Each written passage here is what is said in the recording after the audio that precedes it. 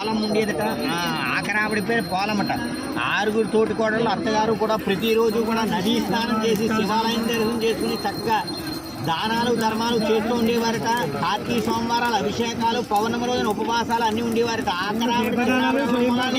ఈ పోలమని నువ్వు ఇంట్లోనే ఉండమ్మా చాకలకొని బోర్లించి వాళ్ళు వెళ్ళిన అనంతరం చక్కగా దీపారాధన చేసుకుని తులసిగోడ దగ్గర నూతి దగ్గర స్నానం చేసి నదీ స్నానం చేయకుండా ఇంట్లోనే ఉండేదట. వేడుకునేదట లక్ష్మీనారాయణ స్వామి. లక్ష్మీనారాయణ స్వామి తండ్రి భక్తి శ్రద్ధలతో వాళ్ళు ఆరుగురు తోటికోడళ్ళు అత్తగారు కూడా ప్రతిరోజు భక్తి శ్రద్ధలతో నదీ స్నానం చేసి శివాలయం దర్శనం చేసుకుని అందరూ కూడా మోక్షాన్ని ప్రసాదిస్తున్నారు. నాకు మోక్షాన్ని ప్రసాదించండి అని వేడుకునేదట. ఆ పోలమ్మ ఏడో ఆవిడ ఎప్పుడైతే వేడుకునేదో లక్ష్మీనారాయణ స్వామి కరుణించి భక్తి శ్రద్ధలతో తగ్గ ఆ పోలీస్ వర్గనే పోలీస్ పాఠ్యం రోజున ఒక పుష్పక విమానం పంపించాడు లక్ష్మీనారాయణ స్వామి. పంపించి చక్కగా దానికి ఒక బొందు వేళ్లాడి తీసేదట.